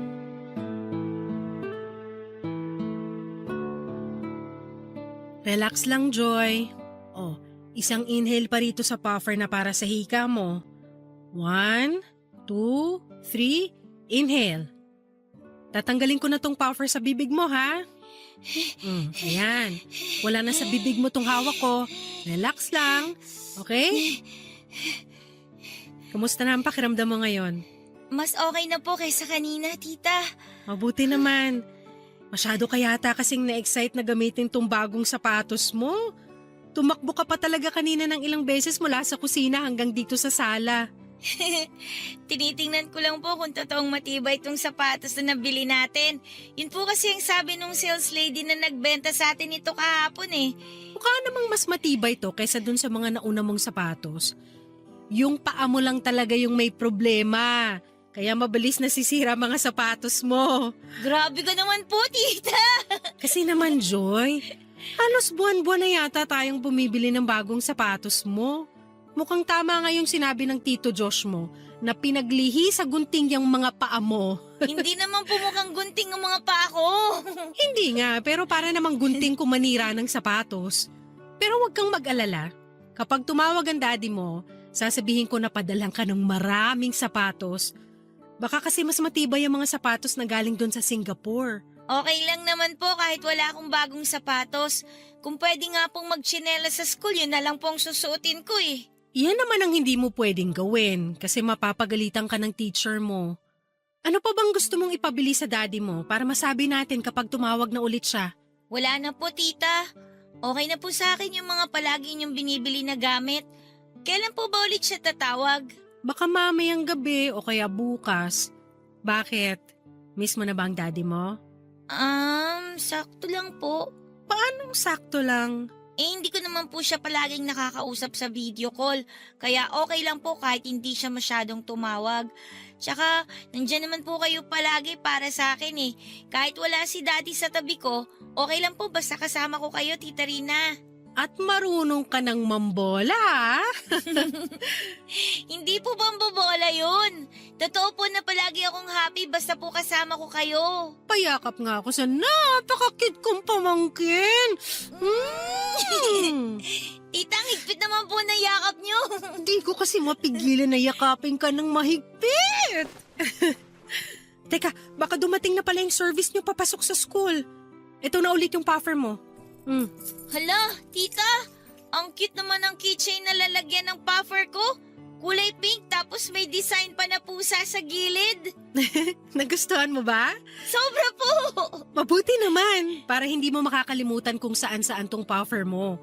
Huwag mo nga alisin to sa bulsa mo kasi hindi natin alam kung kailan naatake ang hika mo. Opo, tita. Promise po, hindi ko po aalisin to sa bulsa ko. Very good. Nandiyan na ang service nyo na jeep. Ihatid na kita palabas ng bahay. Tara na po, tita. Sumakay ka na ron sa service nyo. Mag-iingat ka, ha? Opo, tita. Thank you po sa pag-aasikaso ng mga gamit ko, ha. I love you po! I love you too, Joy. Bye! Bye-bye, tita! Magligpit na nga muna ako ng pinagkainan namin bago ako maglaba. Oh, si Kuya Ronald tong tumatawag, ah. Hello, Kuya Ronald. Kumusta? Rina, mabuti at nasagot mo kagad ang tawag ko. Ayos lang naman ako. Kayo ni Joy, kumusta? Okay lang din kami rito. Sayang, kasi kakasakay niya lang din ang service nila. Kung napaaga ng konti ang tawag mo, nakausap mo pa sana siya bago siya pumasok sa school. Ah, ganun ba? Sayang nga, pero iba talaga ang gusto kong sabihin. Kaya ako napatawag ngayon. Tungkol saan yan at parang biglang sumeryosong boses mo? Nagdesisyon na kasi kami ng girlfriend kong si Sita na umuwi na ng Pilipinas. Talaga? Magandang balita yan para kay Joy! Oo, alam ko.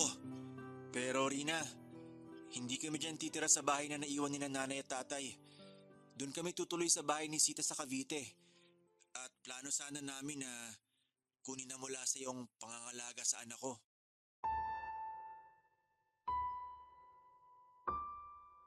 Papadudod pagkatapos mailibing ng hipag ko noon ay ilang linggo pa ring nagluksa si Kuya Ronald. Wala siyang ibang ginawa kundi ang magkulong sa kwarto nilang mag-asawa. Kaya ako na rin talaga ang nag-aalaga noon kay Joy at aaminin ko na hindi naging madali para sa akin ang bagay na yon. Akala ko nga ay handa na talaga ako pero nag-iiba pala lahat ng plano.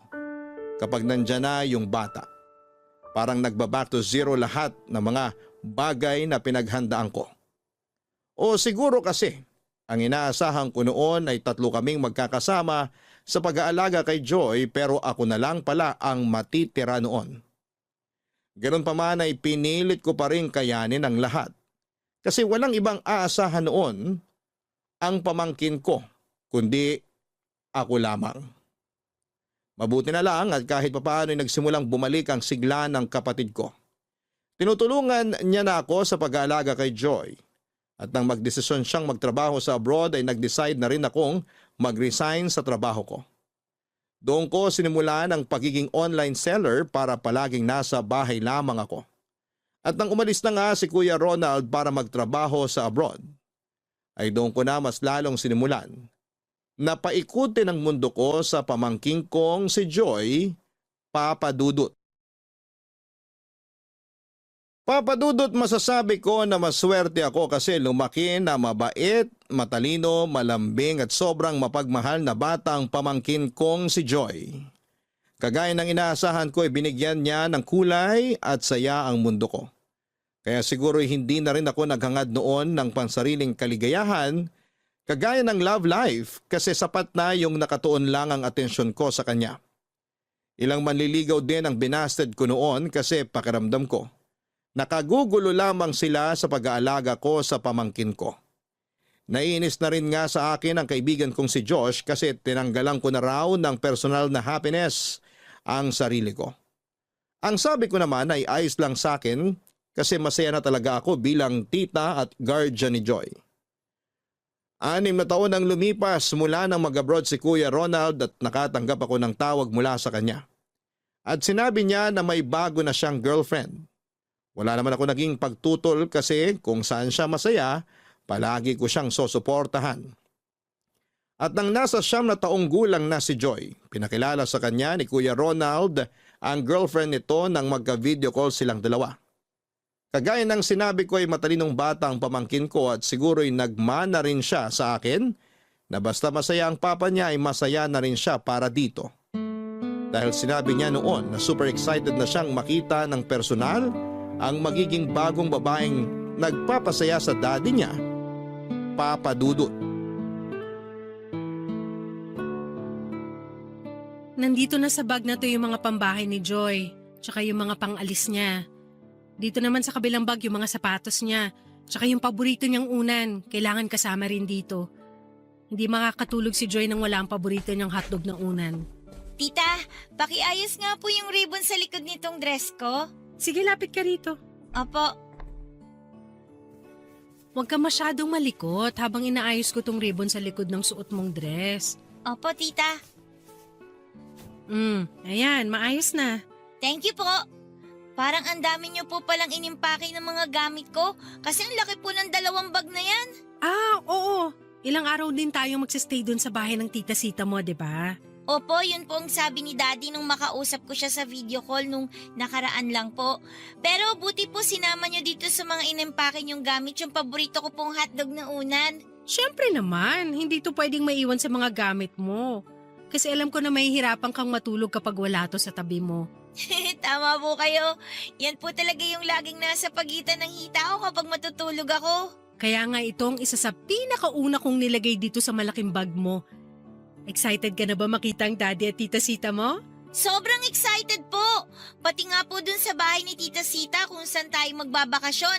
First time ko po makakarating ng Cavite. Matagal na rin akong hindi nakapunta ron. Siguro may 10 taon na rin. Talaga po? Oo, huling punta ko yata doon. Kasama ko pa ang tito Josh mo. Nakifiesta kami sa isang dati naming kaklase na nakatira doon. Medyo matagal nga yung biyahe pero maganda naman sa lugar na yon. Excited na po talaga ako. Bakit po pala hindi pa kayo nakabihis ng pangalis nyo, tita? Ha? Ano? Mabilis lang naman ako magpalit ng damit. Sa bagay, tama po kayo. Nasan po pala yung bag ng mga gamit nyo? Parang puro mga inimpaking gamit ko lang po yung nandito sa sala. Naka-ready na doon sa kwarto. Mamaya ako na lang ilalabas dito. Pero Joy, magpapakabait ka kapag kasama mo na ang daddy at tita Sita mo, ha? Siyempre naman po, tita. Alam niyo naman po kung gaano ako ka-good girl. Alam ko, pinapaalala ko lang na huwag ka munang masyado magiging makulit kapag kasama mo sila. Kasama naman po kita, kaya mas lalo po ako mag-behave. Oh, tita, umiyak po ba kayo? Tao po. Hindi! Rina? Bakit naman ako iiyak? Joy? Tao po. Mukhang si Sita na yung kumakatok sa pinto. Nabubusesan ko na siya. Pagbuksan na natin siya, Joy. Tao po. Sige po, tita. Rina. Joy. Si Sita to. Panadouble lock ko Pakibukas pa niyo tong yung pinto natin. Ayan, bukas na. Sa wakas, binuksan mo rin ang pinto, Rina. Pasensya na at na-double lock ko pala tong pinto namin mula dito sa loob. Nasaan na si Kuya Ronald? Naiwan siya sa Maynila kasi may kailangan pa siyang asikasuhin na papeles para dun sa kinuha niyang taxi. Ako na lang pinapunta niya rito para sunduin ang anak niya. Ha? Susunduin? Ako lang po bang susunduin nyo? Oo, ikaw lang naman ang anak ng daddy mo, di ba? Nakaredy na ba yung mga gamit ng bata, Rina? Oo, eto 2 bag lang to, tapos may isang una na nakasabit sa bag. Hindi ko na dinamihan kagaya ng bilin nyo ni Kuya Ronald kasi mamimili rin kayo ng mga gamit para sa kanya. Mabuti naman. Akin na dadaling ko na yung mga yan. Sumunod ka na rin sa akin, Joy, kasi may naghihintay na sasakyan sa atin sa tapat. Tita Rina, hindi po ba kayo sasama sa amin? Susunod ako, huwag kang mag-alala. Pero sabi niyo po, 2 tayong magbabakasyon sa bahay ni na Tita Sita. Kaya po ba mga gamit ko lang yung inayos nyo? Kasi hindi talaga kayo sasama sa amin. Joy, makinig ka. Mauuna lang kayo ng Tita Sita mo na umalis. Pero susunod ako. May kailangan lang akong asikasuhin dito sa bahay na may kinalaman sa mga binebenta ko. Pero tita... Tama na yung iyak-iyak na yan. Tara na, naghihintay na yung sasakyan. Sige na, Joy. Sumama ka na sa kanya. Susunod talaga ako, promise. Susunod ako sa iyo sa Cavite. Magpapakabait ka, ha? Huwag makulit at matigas ang ulo, lalo na sa daddy mo, okay? Opo. Basta po, susunod kayo ha. Oo, promise. Hindi ko matitiis na hindi makasama ang cute kong pamangkin. Ang tagal! Sige na, Joy. Sumunod ka na sa Tita Sita mo. Magpapakabait ka, ha? At susundin palagi ang sinasabi nila ng daddy mo. Okay?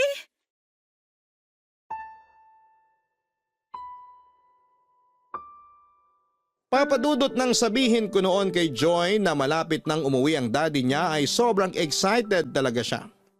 Pero hindi ko binanggit yung sinabi ni Kuya Ronald na plano nilang kunin sa akin si Joy.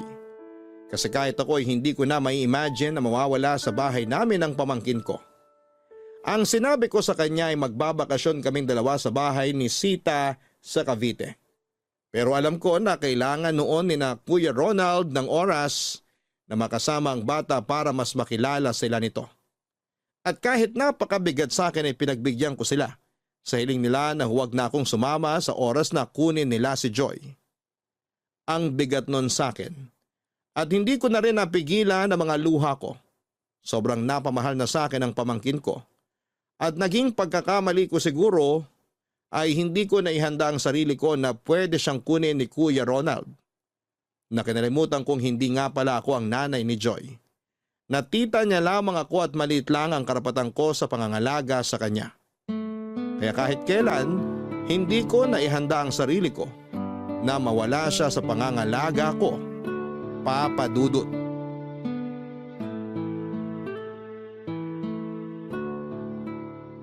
Marami-rami na rin akong napak na mga sabon at whitening cream dito. Isusunod ko na mamaya yung mga sunscreen at conditioner na ibebenta ko online. Good morning, my besh! Good morning din, Besh! Pumasok na ako ha, bukas yung pinto. Nag-breakfast ka na ba? Hindi pa nga eh. Sakto! Ito, lapag ko na dito ha. May dala akong kutsinta na may yema. Binili ko sa daan, papunta rito kanina. Buti may dala ka ng pagkain kasi nagugutom na rin ako. Pero tatapusin ko muna tong ginagawa ko. O, bahala ka nang enjoyin tong kutsinta mamaya ha. Ako naman, iuupo ko ang beauty ko dito sa sofa mo. Go lang, Besh! Malapit naman na akong matapos dito. Pero ang aga mo ngayon, ha? Nabobore kasi ako sa amin. Kaya naisipan kong pumunta dito sa palasyo mo. Palasyo pa rin talagang tawag mo dito sa bahay ko. Ay, oo nga pala, bahay lang. Kasi hanggang ngayon, hindi ka pa rin tumatanggap ng applicant para sa magiging king of your life. Ang hirap naman kasi sa'yo, Besh. Napaka-choosy mo. Hindi ako choosy. Masyado lang talaga akong busy. Busy saan? Hindi saan, kundi kanino. Sa super cute mong pamangkin. O, kumusta nga pala si Joy? Nasaan siya? Parang wala siya dito sa bahay ngayon. Di ba, Besh? Wala siya dito sa bahay. Ang ibig sabihin, may oras ka para sa sarili mo. Hindi mo ba nakikita ko anong ginagawa ko ngayon? Busy pa rin ako. Nako, if I know, palabas lang lahat yan. Sinadya mo na magmukha kang busy kasi alam mo na pupunta ako ngayon. para makaiwas ka dun sa nirereto ko sa'yo. Ewan ko ba naman sa'yo kung bakit gustong gusto mo akong pinapadate sa mga kaibigan mo. Ay, nagtataka ka pa talaga? Siyempre, gusto ko rin magkaroon ka ng love life mo. Wala pa nga akong time para dyan. At kailan ka naman magkaka-time? Ha? Kapag nasa bingo card na yung edad mo. Bahala na. Sabi ko naman sa'yo, hindi ako nagmamadali lalo na ngayon. Lalo na ngayon na mas maluwag na ang oras mo kasi nga hindi mo nakasama si Joy dito sa bahay mo. Lalo na ngayon na mas dumadami ang mga customer ko dahil dito sa mga product na binibenta ko online. Ay, paano naman hindi dadami ang customer mo? Napakasipag mong mag-post sa social media ng mga binibenta mo. Parang kada refresh ko sa newsfeed ko, yung page mo ang lumalabas tapos may mga bagong product ka na naman na pinopost. Ganun talaga. Para makita ng ibang followers ko na hindi ako nauubusan ng mga bagong product. O tapos, ikaw naman ang nahihirapan ngayon sa sobrang dami ng orders na pinapak mo. Sino bang may sabing nahihirapan ako? Ang dali lang kaya nitong ginagawa ko. Hindi ka nga nahihirapan, pero sigurado ko na napapagod ka rin.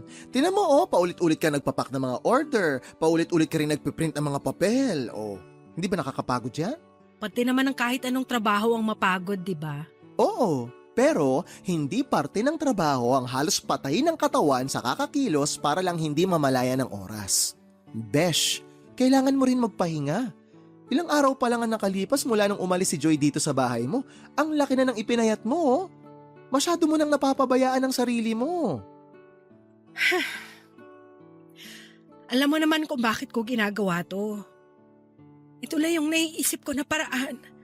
Para kahit paano, hindi ko mamiss si Joy. Besh, maniwala ka. Super gets na gets kita. Pero hindi naman pwedeng abusuhin mo yung katawan mo. Pagurin mo yan ng husto hanggang mag-shutdown na. May ibang paraan naman para hindi mo muna maisip ang pamangkin mo. Anong paraan naman yon?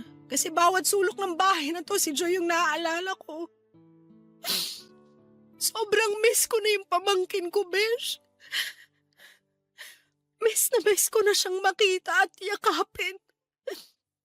Namimiss ko na talaga siya.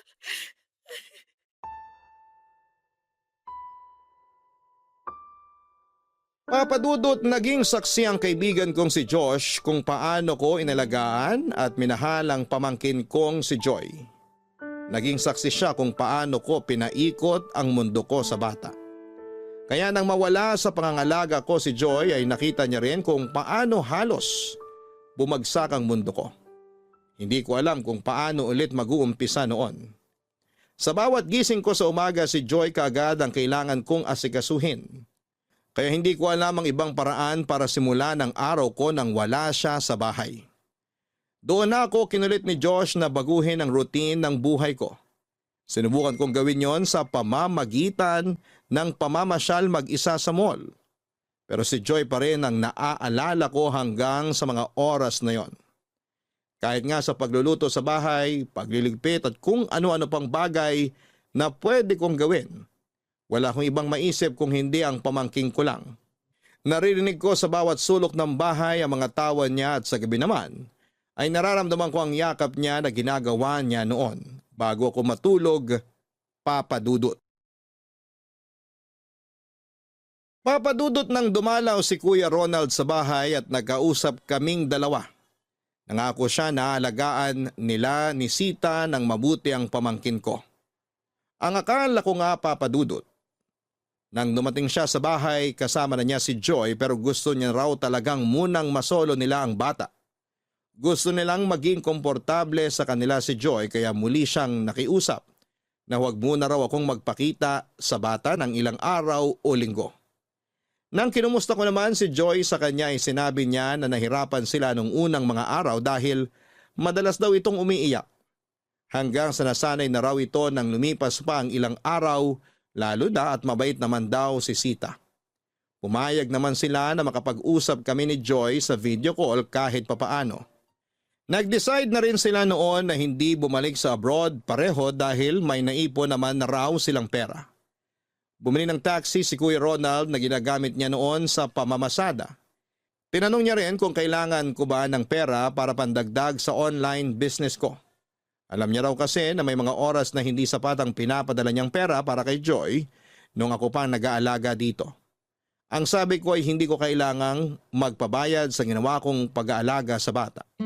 Ginampanan ko lang ang tungkulin ko bilang tita at pangalawang nanay ng pamangkin ko, Papa Dudut.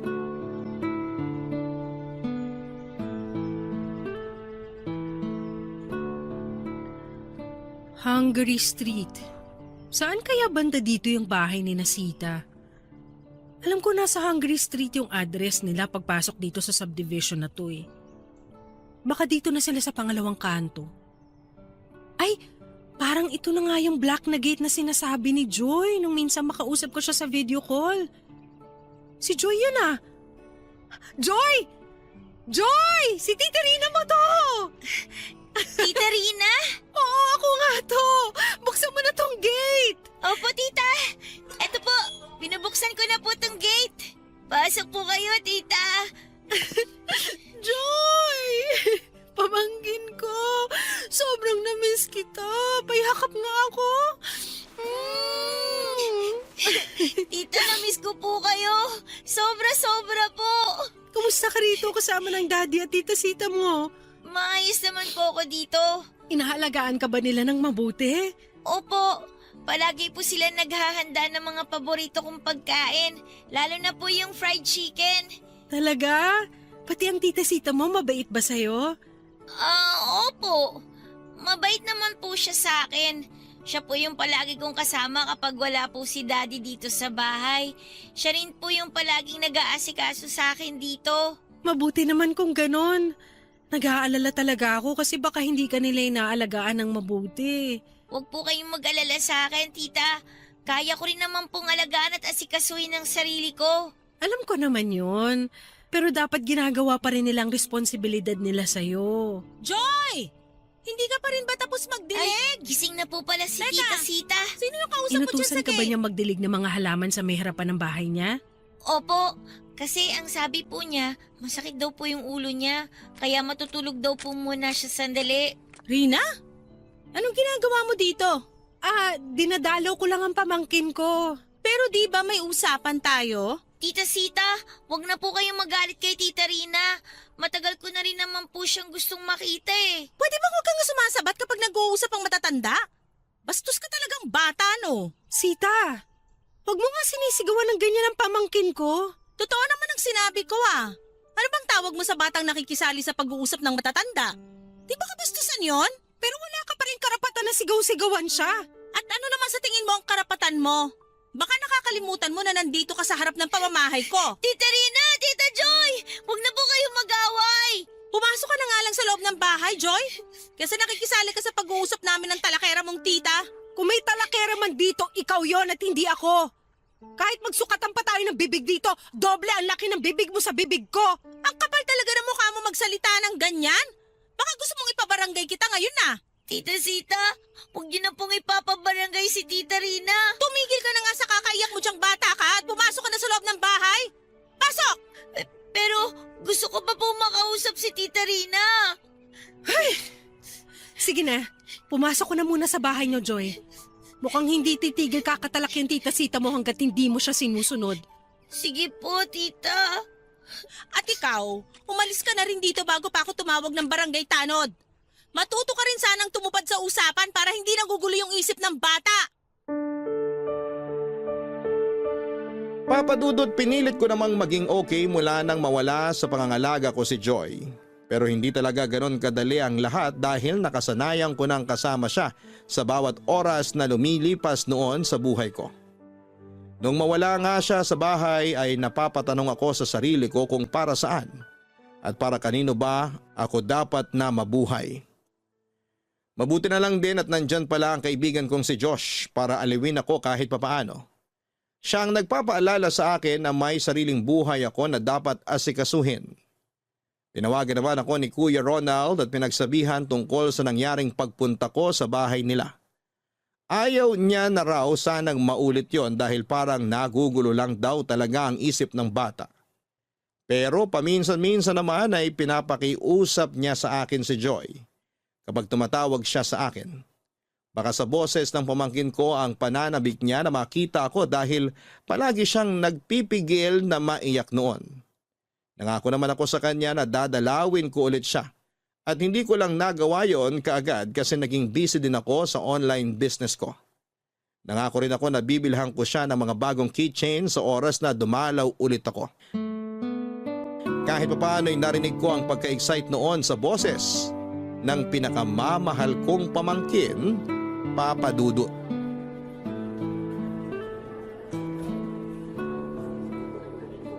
Ano besh, nakita mo na si Joy? Hindi pa nga eh. Ang dami kasing bata sa paligid. Malamang marami talagang bata dito, besh. Kasi elementary school tong pinuntahan natin. Alam ko naman yon. Ang ibig ko lang sabihin, nahihirapan akong hanapin si Joy kasi naka-uniform lahat ng estudyante tapos magkaka-height pa.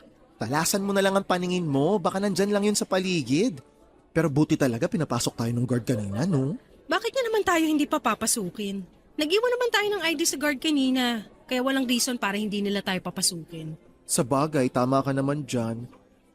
Ang laki pala talaga ng school na nilipatan ni Joy, no? Tapos, ang gaganda pa ng mga building. Private school nga rin kasi to, tsaka ang alam ko, mahal din ang tuition fee dito. Teka, si Joy na yata yung nakikita ko. Nasaan? Ayun o! May kasamang dalawang estudyanteng babae rin. Joy! Joy! Tita Reyna! Halika na dali, besh. Lapitan na natin siya. Sige, tara. Joy, sobrang namiss kita. Payakap nga ng mahigpit. Namiss ko rin po kayo, Tito Josh. Grabe, ang laki na agad ng pinagbago mo. Ilang buwan pa lang tayong hindi nagkita. Pero sobrang cute mo pa rin talagang bata ka. Parang habang tumatagal, mas lalo ka nagiging cute. Besh! Namiss talaga kita, Besh! Joy. Baka pwedeng ako naman yung umeksena dito. Ako yung tita, di ba? Pero parang inaagawan mo ako ng moment ngayon eh. Ay, sorry, Besh. Nadala lang ako ng emosyon ko. Sige, eto na oh. Ito na yung pamangkin mo. Mag-moment na kayong dalawa. Che, ewan ko sa'yo. Kumusta na ba ang cute na pamangkin ko? Siyempre, super cute pa rin po kasi nagmana po sa inyo, Tita Reyna. Sorry kung hindi na ako nakabalik sa bahay ng tita-sita mo ha. Ayoko lang na gumawa kami ulit ng ingay doon sa lugar nyo kasi nakakahiya sa mga kapitbahay nyo. Okay lang po. Naiintindihan ko naman po. Tsaka masaya na po ako nung makita ko kayo ulit nung araw na yon. Pero mas masaya po ako ngayon kasi kasama ko na po ulit kayo. Masayang masaya rin ako dahil kasama kita ngayon. Pero parang medyo pumayat ka, Joy. Oo nga. Pinapakain ka ba ng maayos sa bahay nyo? Opo. Palagi po nagluluto ng masarap si Tita Sita eh. Ah, baka masyado lang malaki sa'yo yung suot mong uniform kaya mukhang maluwag. Pero parang pumayat ka talaga kasi tingnan mo itong mga braso mo kasing nipis ng... Teka, mga pasa ba to? Ay, pasa nga. Ba't may ganyan ka sa braso mo? Po? Ano lang po. Nadapa lang po ako kaya po may ganyan ako sa braso ko. Sa magkabilang braso talaga? Opo. Yung kanang braso po, dahil nga po sa pagkakadapa ko nung nakikipaglaro po ako ng habulan sa kaklase ko. Yung sa kaliwa naman po, tumama lang po sa bagong gawang pinto ng kwarto ko sa bahay ni Tita Sita. Alam ko na maingat ka kaya parang imposibleng mangyari ang sinasabi mo. Tapos na po yung recess namin. Kailangan ko na pong bumalik sa klase. Sige, basta kung hindi maayos ang pagtrato sa'yo ng daddy mo o lalo na ng tita-sita mo, tawagan mo kaagad ako, okay? Opo, gagawin ko po yun. Alis na po muna ako kasi baka po hinahanap na rin po ako ng teacher namin. Bye po Tito Josh. Bye Tita Rina. I love you po!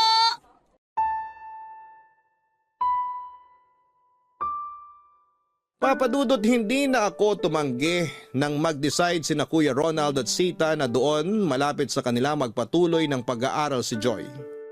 Sila na nga rin ang nagasikaso ng lahat ng papers para sa pag-transfer ni Joy. Nang halos 2 buwan na ang lumipas na hindi ko pa rin nakikita at nayayakap ang pamangkin ko. Hindi ko na napigilan ang sarili ko na puntahan siya nang walang pasabi sa kapatid ko. Sigurado kasi ako na hindi siya papayag na magkita kami ng anak niya. Hindi ko alam kung nabibrainwash lang ba siya masyado ng partner niya kaya nilalayo niya na rin ang bata sa akin. Alam niya naman na sobrang napamahal na sa akin ang pamangkin ko. Pero parang napakadali sa kanya na alisin sa buhay ko si Joy. Hindi naman yun parang pusa o aso na pinalaga niya sa akin ng ilang taon lang. Bata yon na halos tinuring ko ng parang sarili ko na ring anak. Kaya hindi madali sa akin ang putulin ang koneksyon ko sa kanya. At may mga oras lang talaga na hindi ko mapigilan ang sarili ko na gumawa ng paraan para muling makita si Joy, Papa Dudut.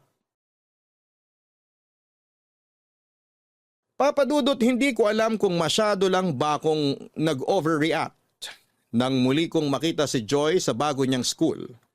Pumaya talaga siya at may ilang mga pasapa sa mga braso niya.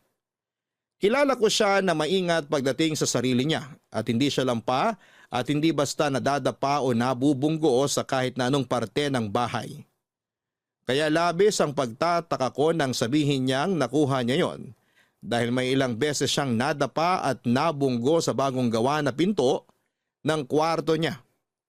Siya binabata rin ang pamangkin ko, Papa Dudut. Marami talaga ang nakyukyutan sa kanya. Singkitin din kasi ang mga mata niya na parang nawawala kapag ngumingiti o bumubungis-ngis siya. Hindi naman nabawasan ang cuteness ng pamangkin ko pero napansin ko na nabawasan ang sigla sa mga mata niya. Nandun pa rin ang saya at pananabik niya nang makita ko pero parang naging limitado na ang lahat. Parang may gusto siyang sabihin at iparating sa akin na hindi niya maituloy dahil natatakot siya. Pero nang sabihin ko yon sa kaibigan ko na si Josh, kinumbinsi niya ako na baka masyado lang exaggerated ang nasa isipan ko. Dahil sigurado siya na hindi naman pababayaan ni Kuya Ronald ang sarili nitong anak na si Joy, Papa Dudut. Besh, sure ba na pwede kang pumunta ngayon kina Joy? Siyempre naman kasi gusto ko lang dalawin yung pamangkin ko.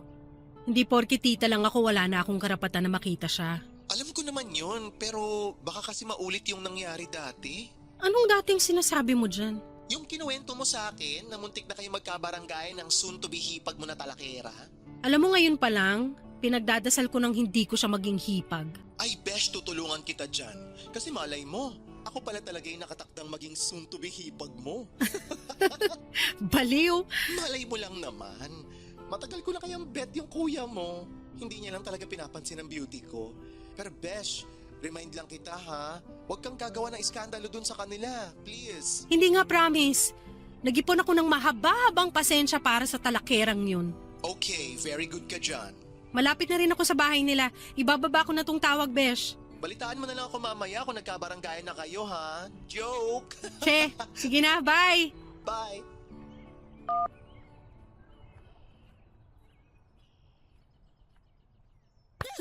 Aray ko po! Aray ko dito, Sita!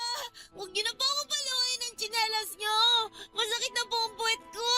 Talagang masasaktan ka para magtanda ka ng mga tama ang dapat mong gawin dito sa bahay ko! Hoy, Sita! Bitawan mo yung pamangkin ko! Ay! Kapal na mukha mo ah! Tita Rina! Bakit mo ko tinulak, Rina? At anong ginagawa mo dito sa loob ng bakuran ko? Halika dito, Joy. Magtago ka dito sa likod ko. Buti na lang bukas yung gate nyo. Pag nagkataon, hindi ko mapipigilan yung pananakit mo kay Joy. Intrimitida ka? Joy! Pumasok ka na sa loob ng bahay! Ngayon na! Huwag kang sumunod sa kanya, Joy. Halika na rito. Subukan mong suwayin ang sinasabi ko, talagang ipapabarangay ko na yung tita Rina mo! Tita Rina, sorry po pero papasok na lang po ako sa loob ng bahay. Sorry po talaga. Joy, sandali! Rina, sinasabi ko sa'yo, isang hakbang papalapit pa ang gawin mo at ipapabarangay na talaga kita! Trespassing na yung ginagawa mo! Kung may dapat na ipabarangay dito, ikaw yon, Sita! Kasi sinasaktan mo si Joy! Hindi ko siya sinasaktan! Dinidisiplina ko lang siya! Ano bang nangyayari dito? Kakababa ko lang ng jeep sa kabilang kanto. Rinig na rinig ko na agad ang mga boses niyong dalawa. Eto kasing kapatid mo, masyadong pakialamera! Pakialamera? Ako? Oo! Pinapakialaman mong ginagawa kong pag-aalaga at pagdidisiplina sa anak ng boyfriend ko! Dahil hindi tama ang ginagawa mo pananakit kay Joy! Hindi pa nanakit yon! Dinidisiplina ko lang siya! Ay, Ronald, kausapin mo nga tong si Rina. Pagod na nga ako sa mga gawaing bahay at sa pag-aalaga sa anak mo. Dadagdag pa sa stress ko tong kapatid mo? Napaka-plastic mo! Huwag ka nga magdrama dahil ang pangit mong umarte! Tsaka kung meron ba dapat Pwede ba, Rina? Tama na! Di ba may usapan na tayong dalawa? Hindi ka muna pupunta dito sa bahay para makapag-adjust si Joy na makasama kami ni Sita. Oo, kaya nga lang napansin ko kasi na parang hindi hindi siya masyadong naaalagaan ng maayos dito sa bahay niyo. Ay wow, grabe!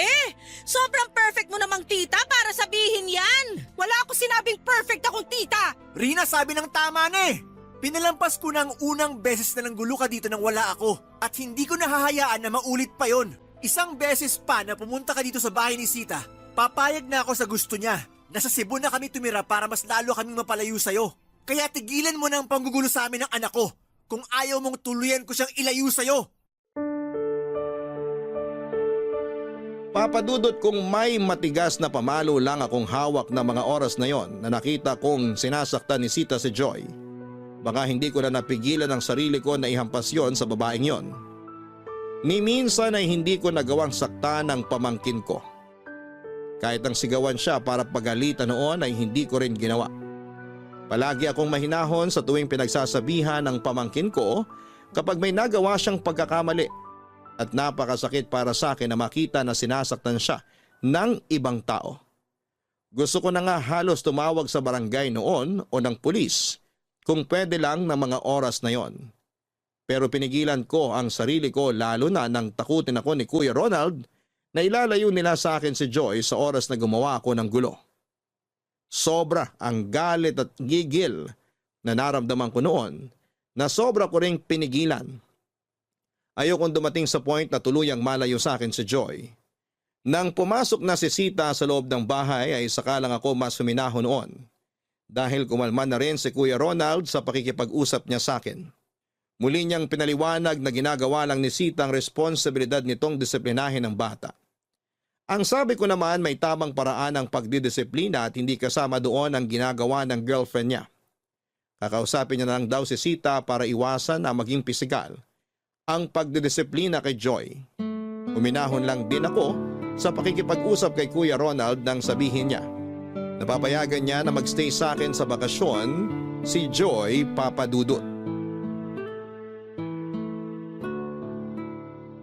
Ito yung mga bagong damit na binili ko para kay Joy. Ito naman yung sapatos. At syempre, may mga bagong keychain din para marami siyang pagpipilian. Sana magustuhan niya lahat to. Good morning to my most beautiful besh. Para namang may iba ka pang besh, no? Sa bagay, tama ka sa sinabi mo. Upo na ako dito sa sofa ha. Go lang, besh. Pero alam mo, agree naman ako sa sinabi mo kasi hindi magiging cute si Joy kung wala siyang beautiful tita. Ay, pak na pak! Yan ang besh ko. Confidently beautiful with a heart. Alam mo ikaw, ang aga-agang hyper mo na. Ganun talaga, para buong araw akong maganda inside out. Pero in fair, nakakasabay ka ngayon sa pagiging hyper ko. Excited na kasi ako. Excited para saan? Para sa pagbabakasyon ni Joy dito sa bahay ko. Ngayon kasi siya ihahatid ni Kuya Ronald. Kaya naman pala ang daming mga damit dito sa ibabaw ng lamesa. Kapag nakakita kasi ako ng mga cute na bagay na sigurado akong magugustuhan ni Joy, binibili ko na. Kahit pa alam ko na hindi ko kaagad maibibigay sa kanya. But this is the moment na talaga, di ba? Finally, may bibigay mo na lahat ng to sa pamangkin mo. Kaya nga super excited na ako. Kanina ko pa inaayos itong mga gamit na para sa kanya. Uy, ang cute naman ng mga keychain na to. Pwede ba nga akin na lang tong isa? Ito yung unicorn na violet. Hindi pwede kasi mahilig siya mag-collect ng mga unicorn na design. Okay. Ito na lang kulay pink na aso. Favorite color niya yan kaya hindi rin pwede. Tsaka pwede ba, binili ko nga lahat ng mga yan para kay Joy tapos babawasan mo naman. Sinubukan ko lang naman kung pwede ako makahingi ng isa. Sobrang cute kasi talaga. Talaga? Nakyutan ka sa mga keychain na binili ko? Oo, ang colorful tsaka ang daming design. Parang gusto ko tuloy ulit mag-collect ng mga keychain. Matutuwa si Joy kapag narinig niya yan. Kasi sigurado ako na ipapakita niya sa'yo lahat ng keychain na meron siya. Marami na ba siyang collection? Marami na kasi yun ang madalas na binibigay ko sa kanya. O kaya binibili namin kapag nagmo-mall kami. Hindi pwedeng uuwi kami na wala siyang bagong keychain. Alam mo, Beshi, 2 linggo lang ang bakasyon ni Joy dito sa bahay.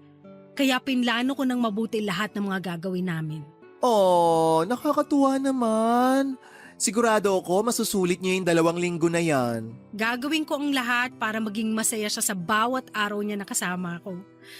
Ay, sana dumating na kaagad sila ni Kuya Ronald. Excited na talaga ako. Wait lang, Besh. Tumatawag si Kuya Ronald, sagutin ko lang. Okay, go lang. Hello, Kuya! Nasa biyahe na ba kayo ni Joy? Pwede ko ba siya makausap kahit saglit lang? Gusto ko lang marinig ang boses niya. Rina! Rina! Kuya! Anong problema? Umiiyak ka ba? Rina! Si Joy! Ano nangyari kay Joy? Rina! Kasi nandito kami ngayon sa ospital. Teka, naguguluhan ako. Bakit ka ba umiiyak? Bakit kayo nasa ospital? Ano ba talaga nangyari kay Joy? Nasa ba siya?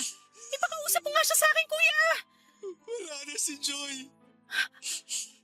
Anong sabi mo? Joke ba to, Kuya? Hindi to nakakatuwang biro, ah. Kaya itigil mo na yung sinasabi mo na yan. Totoo ang sinabi ko.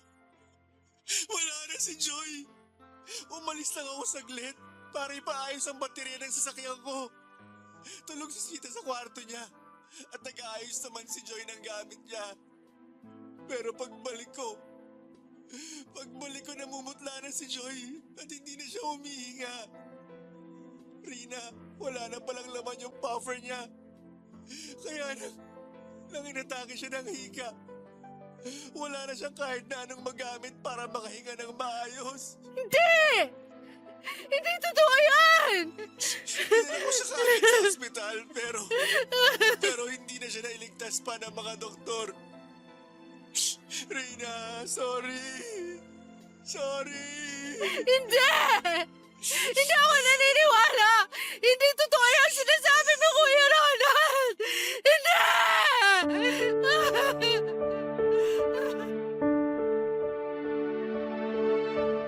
Papadudot ng sabihin ni Kuya Ronald na papayagan na niyang magbakasyon sa akin si Joy. Parang gustong lumabas ng puso ko mula sa dibdib ko sa sobrang tuwa na nararamdaman ko noon. Naluha pa nga ako kasi sa wakas ay magkakasama na ulit kami ng pinakamamahal kong pamangkin. Sobrang excited ako noon at para bang ilang taong ko siyang hindi nakita o nakasama. Ang dami ko kagad naging plano sa kung paano kami magbabanding ni Joy. Kung paano namin susulitin ang isang linggo na bakasyon niya sa akin. Kinabukasan nga noon ay bumili pa ako ng bagong unan at ilang laruan na para sa kanya. At nag-isip ng kung ano pa ang dapat kong lutuin para sa araw na yon.